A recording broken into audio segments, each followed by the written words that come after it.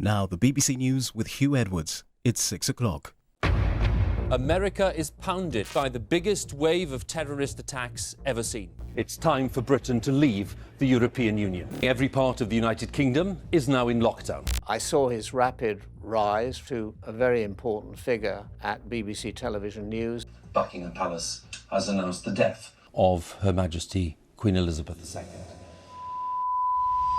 Make way! Make way! What Huw Edwards did damaged the reputation and the trust for the BBC. Former BBC News presenter Huw Edwards has pleaded guilty of making indecent images of children. He was this figure who did the most appalling things. The BBC did what it always does and blames the press. It hates the Sun. My God, look at the damage to the BBC. One of Britain's best-known TV newsmen is dominating headlines across the pond. The pressure we were under was immense, but we never had any doubt that we would be proved right. It's a colossal fall from grace from somebody who was widely respected. On behalf of the BBC, thank you all very much. This was the small cloud that was going to turn into a force 10 gale. Everyone in this building knows who it is. Nobody at the BBC seemed to react. You should know that I am programmed by the BBC to tell the truth. Huw Edwards! Family wanted to release him from his toxic relationship with Huw Edwards. I knew what his modus operandi was, but I didn't know it was that bad. I knew he was an abuser. Now the whole world can see the kind of man he is.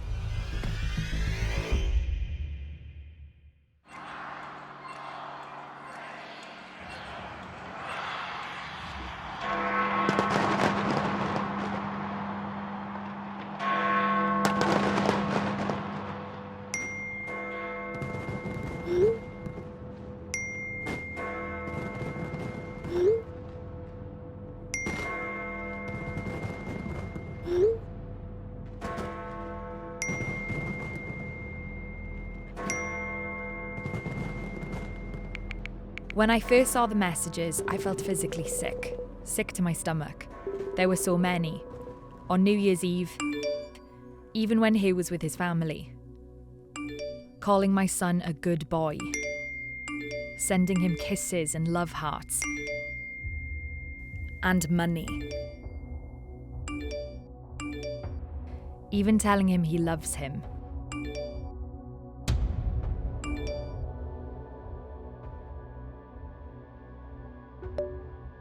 But then others, more aggressive.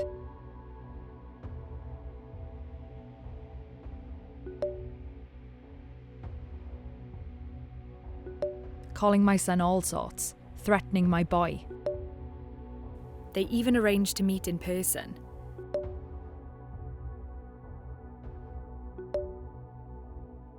My son told me everything. Huw Edwards had been paying him for sexual pictures. Huw Edwards was paying him to perform sexually. My son. We had to stop it.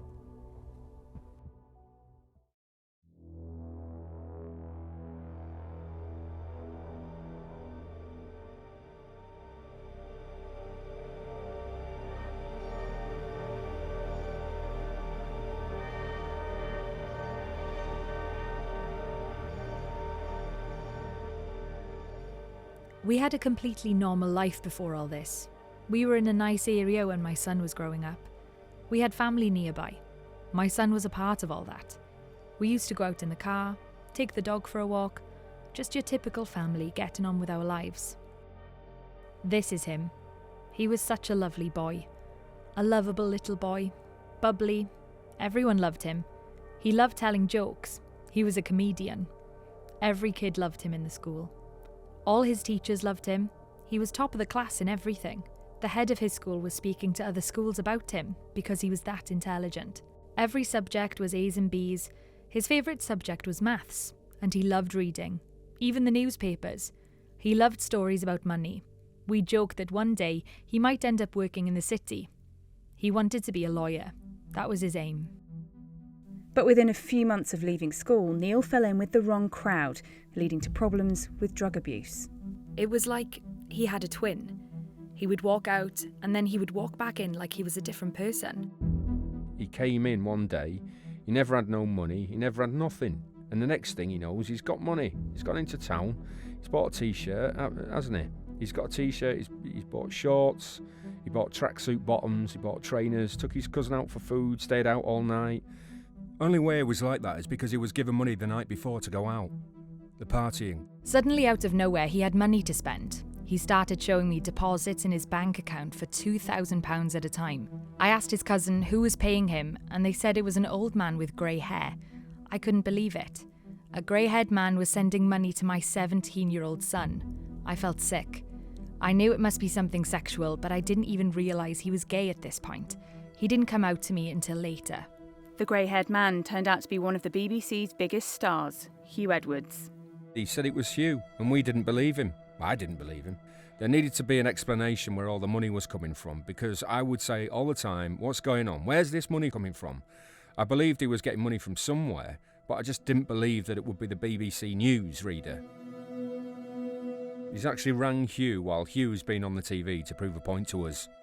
And the phone is in his pocket. You saw this Huw going like, what? You could see the reaction on his face. One day he got his phone up and said, "Look, Mum." He was using one hand to scroll through the phone with the screen facing me. He scrolled for ages. Then I saw Huw Edwards' name over and over again. There were huge sums, thousands of pounds at a time. 5,000 in one lump sum. He was like, "Mum, you'll never guess how much I had off Huw." He was proud of it, smiling. He told me all in, he had £35,000, and that money was in exchange of sexually explicit photographs. Huw Edwards would send my son selfies. One time, he sent a photo of his desk at work in the BBC newsroom. He clearly didn't care.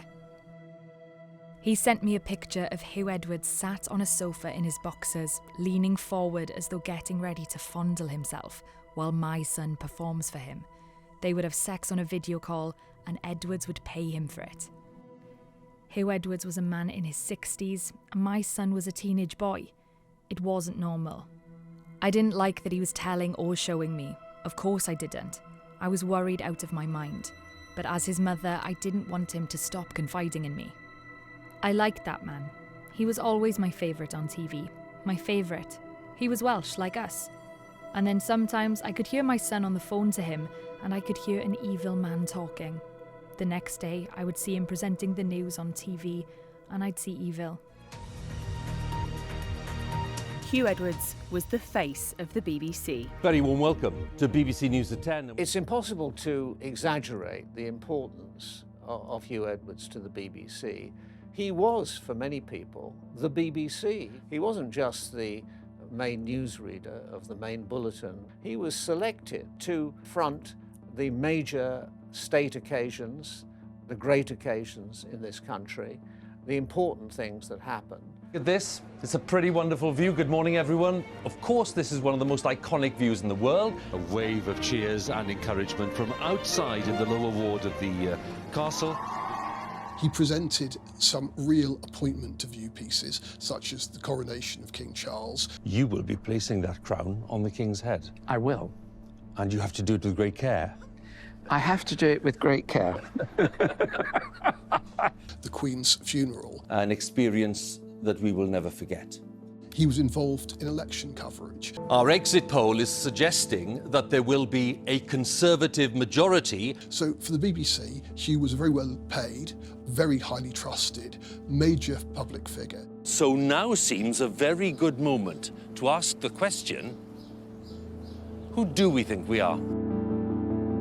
A working-class boy from Bridgend in Wales, over a 39-year career, Huw Edwards rose through the ranks at the BBC to become one of the corporation's highest profile and highest paid presenters. Huw, was it the truth or was it a lie? You should know that I am programmed by the BBC to tell the truth. A primetime cover star who in recent years built up a big following on social media. I'm going to take you into the most secret place of all, which is our commentary box. Come and have a look. I joined the BBC at about the same time as Huw Edwards in the late 1980s, so I knew Huw most when I was a duty editor on the Today programme. Quite a larger-than-life presence in the Today programme office and in the green room, and I think also ambitious. And Huw Edwards presented 10 o'clock news for 10 years, I think, Huw? Married with 5 children, Edwards was also known to be a religious man.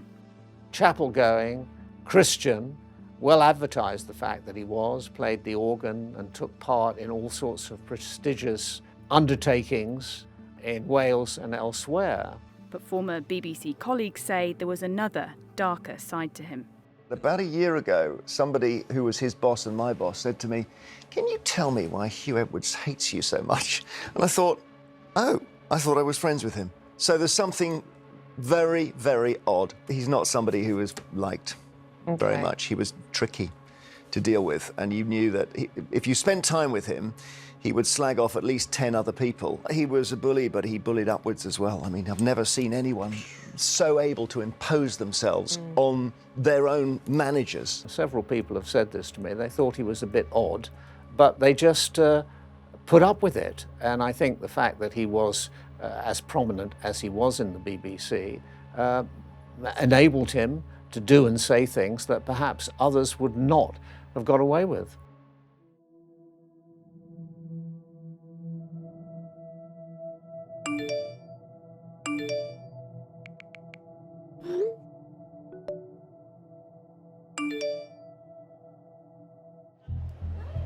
In May 2023, Anne learned Neil was planning to meet Huw Edwards at Cardiff train station. His phone was broken, so my son used my phone to log into his social media account. I saw messages about half an hour later coming through from Huw Edwards. They were planning to meet at the train station. I just thought, this is it. This is our chance to stop this now. I just said to my boss, I've got to go. I said, I've got a problem. I said, I've got to go over to the station. I've walked around. I've walked over to the entrance and there's Huw standing there looking around. He's just looking around. Basically, I wanted to grab hold of him, but that would have, obviously caused a lot of trouble. So I'm glad in hindsight, I'm glad it never happened. As I've managed to go towards him, he's gone through the turnstile to go up to the platform. So I've got down, but I've got up on the platform 3. I should have gone on the platform 1. And he was just standing on the platform, just looking around. You could see he was just looking around waiting. That's when I decided, right, I took a video of him. I think it was only about 2 minutes, if that. I was just standing there. I'm the only person on platform 3. There's nobody else there. And I'm standing there like that with my phone. And I'm looking at him like that, straight at him. And he started looking around as if to say, oh, well, is he doing that to me because I'm famous? But no, it was because he was supposed to be meeting our boy. And then that's when I went, well, actually, I went back down, called him a name and went. Immediately after leaving the station, David went straight to his local BBC office to make an official complaint about Huw Edwards, but he didn't get past security. There were 2 older security guys. I was stopped in my tracks, so I explained I wanted to speak to a general manager, or someone in authority. And they wouldn't let me in the building. They said I was being aggressive and very volatile, which I suppose I was. I was determined that people coming out the lifts could hear what was going on, so I could get somebody's attention to come and see me. The next day, David rang a BBC helpline to make his complaint. I rang this number. It was false. It was a false number. The man actually gave me a false number. I had to Google Broadcasting House to get the right number. I rang the number, spoke to somebody on Your Say. I think the department is called Your Say. That's the first initial contact you have with the BBC. So I told them exactly what was going on. I asked them to just pass a message on to Huw Edwards to please stop giving our boy money, delete his number, and never have any more contact again with our boy. They'd gone to speak to somebody. They came back with some other questions, asking, have I got any proof of money being passed over, or have I got any evidence whatsoever? I just wanted it all to stop. I didn't want the drama. We didn't want all the drama. We just wanted it to stop. Wanted the money to stop, all the texting to stop, all contact. That was it. That's all we wanted. But despite David's serious complaint to the BBC, Edwards was still in contact with Neil. And a month later, Edwards sent Neil another £1,000. The boy was still having money. He was still coming in and saying, look, Mum, Hugh's giving me money today. Every time Huw gave him money, he told his mother. Tonight at 10. Over a month on from David's 29-minute phone call to the BBC in May, in June, Huw Edwards was still on air. and even collected another accolade. Thank you very much, dear friends. Thank you to Trick, and thank you to the people who voted. On behalf of a huge team of people back at the BBC, thank you all very much. Diolch yn fawr. Thank you. A prestigious Trick Award for the BBC's coverage of the Queen's funeral. Feeling ignored by the broadcaster, David rang the night news desk of the Sun newspaper. First of all, we got a call from the parents of this young person telling us that their son had been receiving thousands and thousands of pounds from Huw Edwards in exchange for sexual pictures. They told us that they'd gone to the BBC already, they'd complained, BBC didn't do anything about it, and in fact it was so bad, Mr Edwards went on again to pay their son even some more money, and that really tipped them over the edge, and that's what made them ring the Sun. So I think it was a late night call that somebody on our news desk took, and we all considered the information in the morning. We'd been working on many Huw Edwards stories in the background over a number of years. We knew that the modus operandi he always had was to befriend somebody online, give them money, and then expect for pictures or sexual things in return.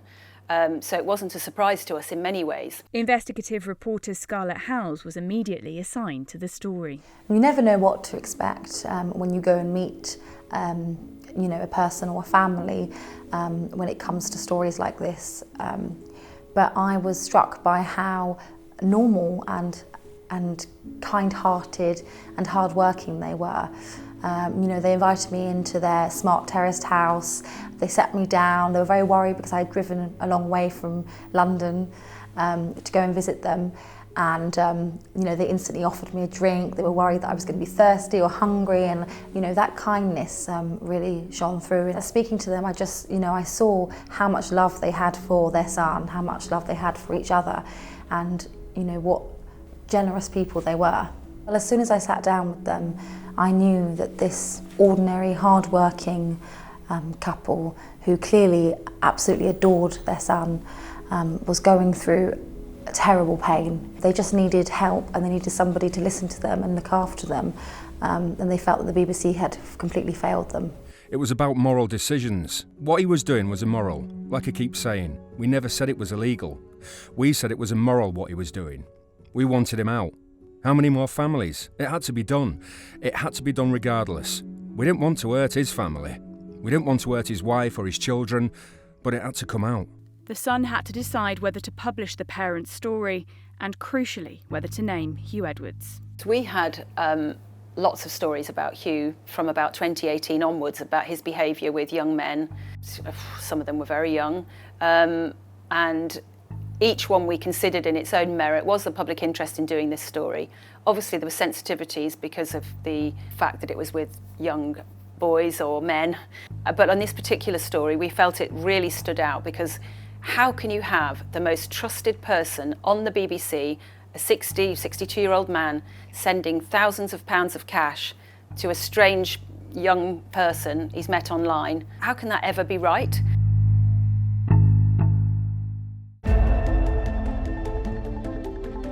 Who is this? Top BBC star and sex pics probe. Controversy over a well-known BBC presenter has circled around the allegations over one young person. The unnamed presenter in question has been suspended by the BBC. The Sun's front-page story immediately ignited a media storm, and a frenzied guessing game as to the identity of the unnamed BBC star broke out on social media, with a number of top-earning male presenters coming out publicly to deny it was them. It was a distressing weekend. I can't deny it, for me and others falsely named. He needs to come forward now, I think. I know his survival instinct has kicked in, and I know he saw what happened to Philip Schofield, but my God, look at the damage to the BBC. Look at the damage to his friends, to those falsely accused, and the longer he leaves it, the worse it will be for him. Amid the growing furore, BBC Director General Tim Davie went on his own airwaves to address what was becoming a full-blown crisis for the corporation. We're in a very strange situation, aren't we, in that he's not been named, but everyone in this building knows who it is. And there are an awful lot of people who you also have a duty of care to, male presenters on air, who are having to go on air to say that it's not them.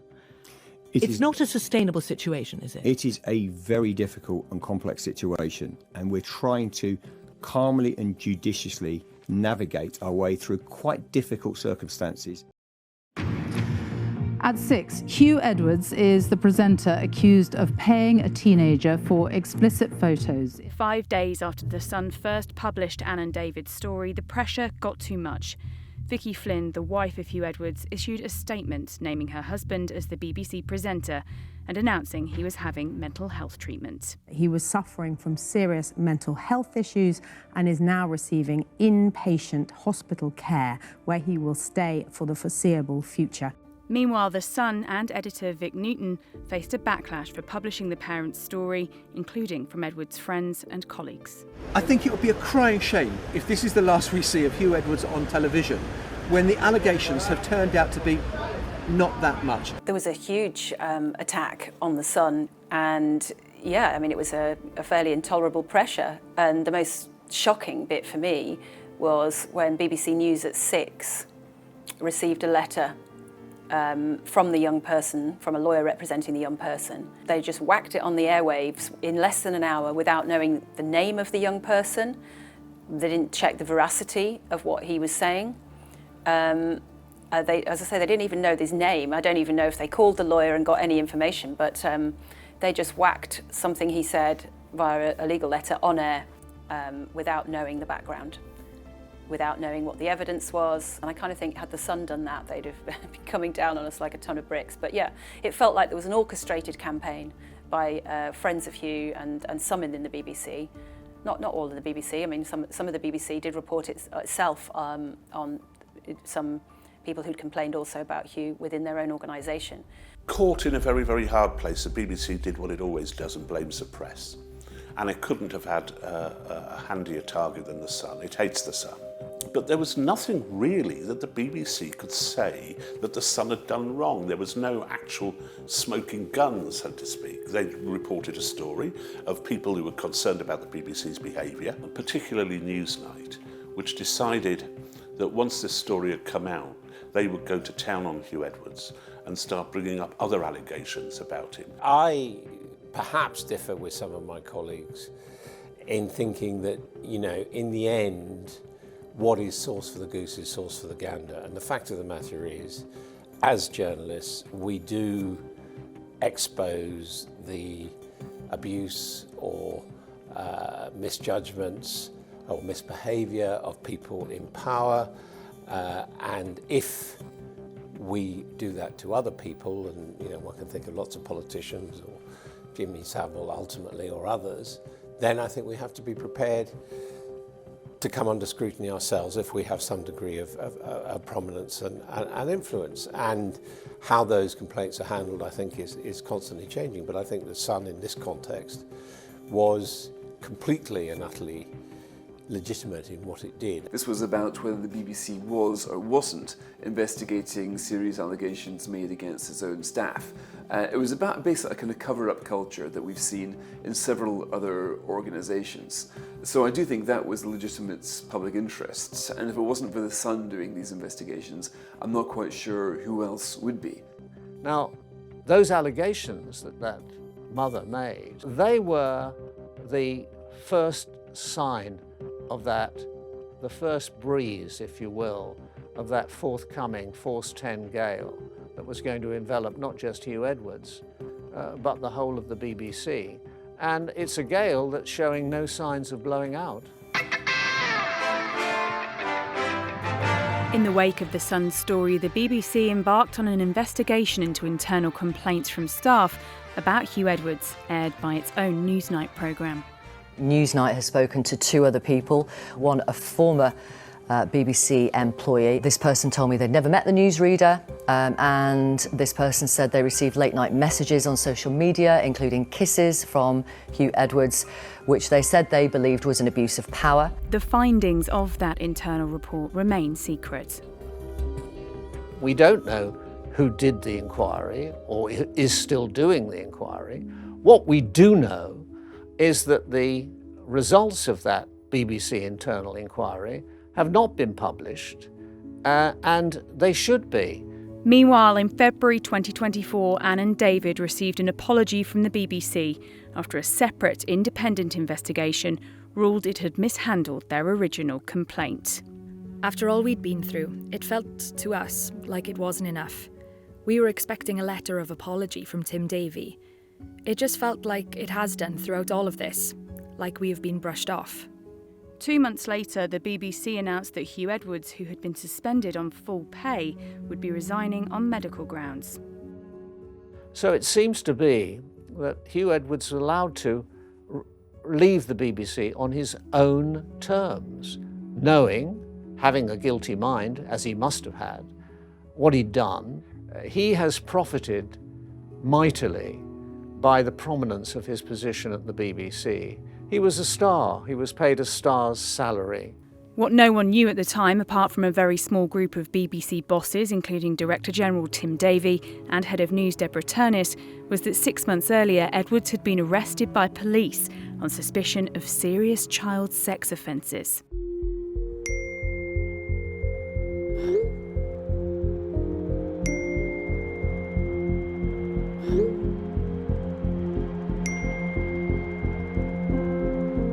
This man, Alex Williams, a 25-year-old from South Wales, had been convicted of sharing indecent images of children with a group of 5 paedophiles.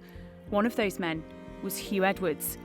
Williams, who trawled the dark web to access and distribute some of the most serious images of abuse, had been reaching out to celebrities online, on WhatsApp and Telegram. Edwards was the only one to respond. The presenter chatted to the paedophile for 4 years, even meeting him once in person.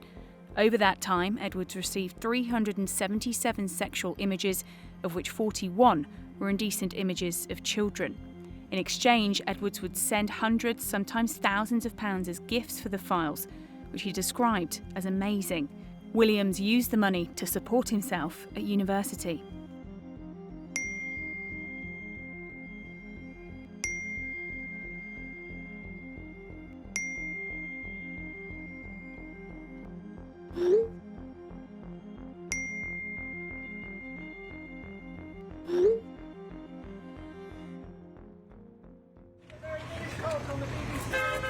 Make way! Make way! Just over a year after The Sun's original story, Huw Edwards made a confession in court, admitting to receiving 41 indecent images, including 7 of the most serious type, Category A, of children as young as 7. Former BBC news presenter Huw Edwards has pleaded guilty of making indecent images of children. There was one time when my son said to me, "Do you think I'm the only one, Mum?" And I had to say, "No, love, there'll be others." But I was shocked when I heard the full extent of what he had admitted. When I heard that one of the children in his picture collection was a 7-year-old boy, I just cried and cried. It's so much worse than I thought. At the same time that man was grooming my son, he had these horrible pictures of children on his phone. No one will know what that has been like for me as a mother. It was a strange reaction, actually. I felt sick at the charges. That day on the Monday when we got them confirmed, I literally couldn't believe it, that they were that serious. I'd obviously witnessed the pattern of behaviour and the grooming, and I knew what his modus operandi was, but I didn't know it was that bad. I think what was so shocking to everybody, and to people I know that worked with Huw Edwards as well, were really shocked that there were images of a boy as young as 7 to 9 years old in the most disturbing child abuse images that you can ever imagine. There was clearly something about Huw Edwards which we, the public, the licence payer, did not know, which I suspect his own wife did not know, which I suspect his own children did not know. If, as we now know, he was accessing such pictures, well, we know he was accessing such pictures, then he is guilty of a really serious criminal offence. I don't think that anybody who admired Huw as a broadcaster, or indeed who was close to Huw in a family relationship, will be anything but absolutely appalled by that revelation. Following Edwards' guilty plea, The Sun was approached by other men with stories of grooming and inappropriate messaging stretching back to at least 2018. The enduring image, of course, from that service was that of Her Majesty the Queen, sitting alone as her husband of 73 years was laid to rest. Whilst anchoring the official coverage of Prince Philip's funeral, Edwards pestered a junior BBC producer he was working with to come stay with him, despite COVID restrictions. It started off friendly. I thought it'd be good to be in touch with him and potentially to meet him for career advice, and hoped he might give me some help. He even invited me to his hotel room at Prince Philip's funeral.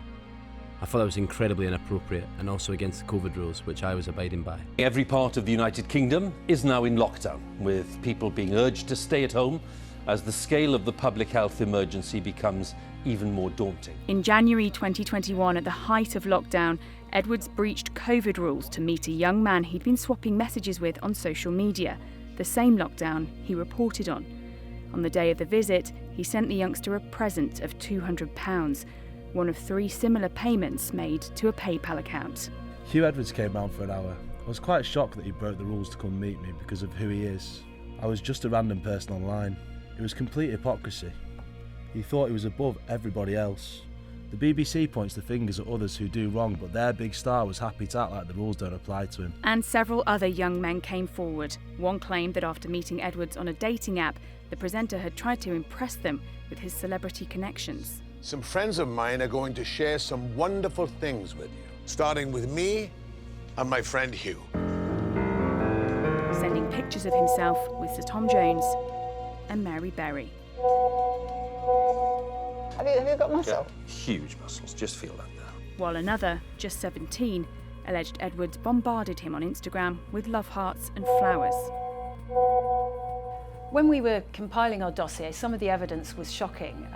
Some of them, like an example, the idea that you can send a 16-year-old boy, 17-year-old boy, love heart messages and that's appropriate, a stranger that you don't know, and that just, those sorts of things shocked me. But some of the stuff around the workplace that we had in our dossier was also extremely shocking and not what you expect of somebody in such a position of power and trust. If a dossier like that had landed on my lap about the behaviour of one of my reporters, that person would have been fired. I think one of the problems that they've had over the years, and certainly it was the case with people like Edwards, that they were allowed to parade around the building as the all-powerful man, and people were too scared to make complaints about him, and some of those that did said they didn't get listened to. It created this culture that he was invincible. So the fact that he's allowed to behave like that within the BBC is a culture, really, and I'd imagine that was a similar culture going back to the Jimmy Savile days. So it seems to be that Huw Edwards was allowed to leave the BBC on his own terms, knowing, having a guilty mind, as he must have had, what he'd done and what he was about to plead guilty to.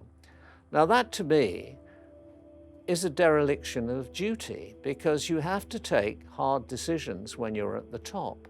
Instead, the BBC put ahead of anything else the personal rights of Huw Edwards. They said they had a duty of care towards him, but he also had a duty of care to the BBC, not to bring them into disrepute, and quite clearly that was not just broken, it was shattered. Amid the fallout of Edwards' court confession, BBC Chair Samir Shah told a House of Lords committee that the BBC has written to their former star presenter asking him to hand back £200,000 in salary paid after his arrest. It was a shock to discover when it was announced, when he was charged, that he had led this double life. On the face of it, a trusted news presenter, but hidden secretly, he was this figure who did the most appalling things. I mean, let's not forget the victims of this, those are the children. Well, I can tell you that Sun readers are furious about him keeping the money in his pension. So he kept his salary, he even got a pay rise, and then he gets the pension. Now, I'm sure legally it's very hard to take a pension away. But in terms of the fact that they kept paying the salary, that's what's really angered a lot of staff at the BBC and the wider public, for sure. Of course, Edwards should be paying the money back. It's what the public expect. But will he? I doubt it. For Neil's stepfather, who blew the whistle on Edwards, the BBC has still failed them. It's like we don't speak the same language. It's like they don't understand plain English, black and white. It's black and white in my book. I don't know what it is up in London. I don't know if black is blue or whatever, but the way they speak, the way they come about, it's like it doesn't make a difference. It must be normal. It must be normal everyday routines to them up there with the way they are. You know, they look at us. I think they look at us as if we're just lower class. That's it. We're just a lower class. And, you know, we're not educated and nothing like that. You don't have to be educated to know the difference between right and wrong. Do you know what I mean? It's there. It's there. It's simple. Our family's been destroyed, and it's been destroyed. It's been ruined, right the way from the top to the bottom. Grandparents, aunties, uncles, cousins, brothers, you know, sisters, everyone's been affected by it. It's ripped the family apart. I didn't want to see somebody else's family go through all this, but it had to. It had to happen, because the BBC didn't do nothing about it. I believe the family have been treated unfairly. I think people are forgetting that this is a real family at the centre of this, with real emotions and real feelings, and this has broken up what was once a happy family. And I think that the way that people have responded to them coming out and speaking about the injustice of not having their complaint handled fairly, and for trying to help their son has been absolutely heartbreaking. And I know that they have just done this for the greater good. They just have done this to save their son and save the mother. You know, they have had comments made at them, they've had stones thrown at their window, they've had people knocking on the door and running away. You know, people have said horrible things to them in the shop as they go to buy a pint of milk. It's been absolutely horrific for them, because people don't know what's happened here. They're reading stuff online. They're thinking that that they've done this in some way for financial gain or to to spite their son, and they haven't, and it's been horrible for them. People in the street didn't believe us. We were called liars on social media by friends and colleagues of Huw Edwards. There were certain people who attacked us because they hated the Sun newspaper. We were in the eye of a storm, but everything we were saying was true. Now the whole world can see the kind of man he is. I knew he was an abuser, but now I know he's truly a monster. He should go to jail. Otherwise, he's not stopping. He's going to keep doing it. End of.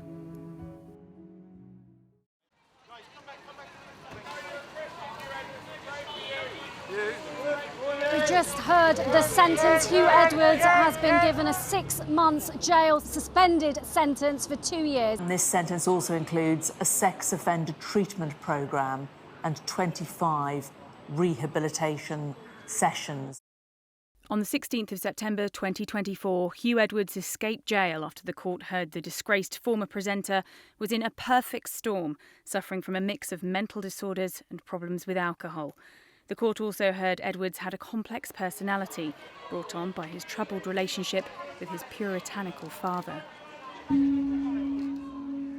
For Anne, the boy's mother, no punishment is enough for Edwards.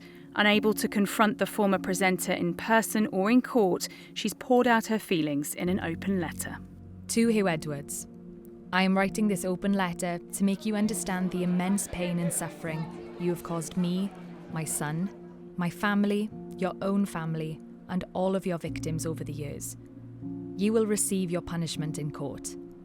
I won't be able to tell that court the full details of what you did to my family, but I hope, in writing this, to take back the power and control which you so cruelly stole from us. My son was a normal, happy teenager before you wormed your way into his life.